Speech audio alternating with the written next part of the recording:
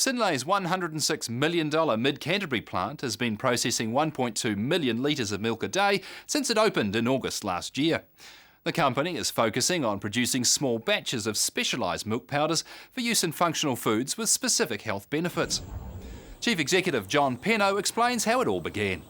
The company was first started right back in 2000 when we started putting some large-scale farms together here in Canterbury, and Synlait was operating at that time, but we were buying sheep and beef farms, turning them into dairy farms, and setting each new dairy farm up with a group of shareholders who came in, and I guess they were equity partnerships back then. And then in 2006, when we had ambitions to move into milk processing, we amalgamated them up to form Synlait Limited, so that happened in October 2006. More than half the company these days is owned by management, people who work in the company, and there's about 20 people in the company who own part of it.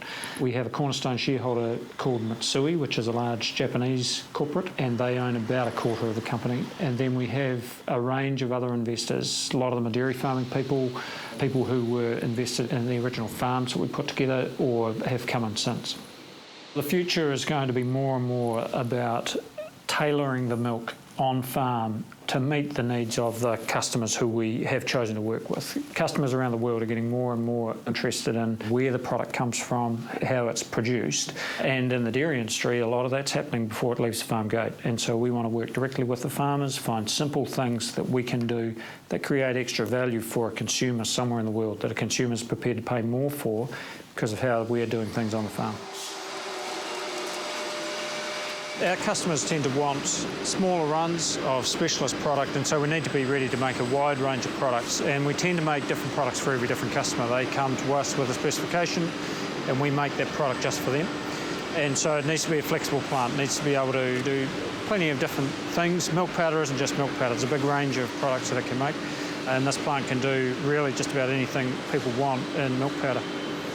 We're marketing to, I think we've sold to 25 different customers so far across a wide range of markets. We're targeting the Southeast Asian region, but we've actually gone much further afield than that already.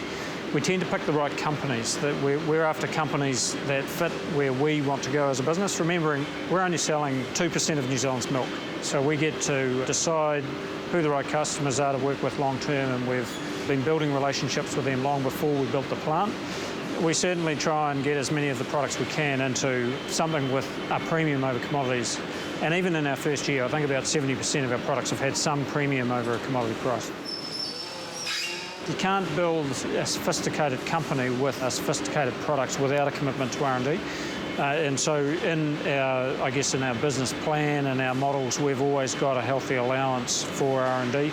Most of that is spent outside of the company. We have some internal R&D, a small R&D team inside, but a lot of it is committed to universities, to CRIs in New Zealand to help us get to where we need to be. The business is based around the philosophy that most of the value is created on farm, and the future of the business is about taking that further. So enhancing those milks, finding simple things that we can do to the milk that adds extra value for a consumer somewhere.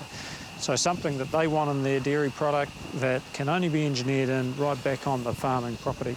So it's not the farm so much as it's the animals and the way we treat the animals, the way we choose to farm them.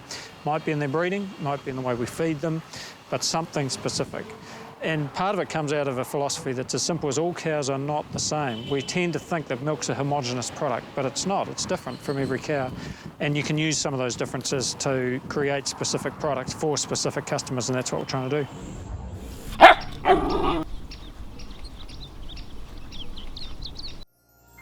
This program was made with funding from New Zealand On Air.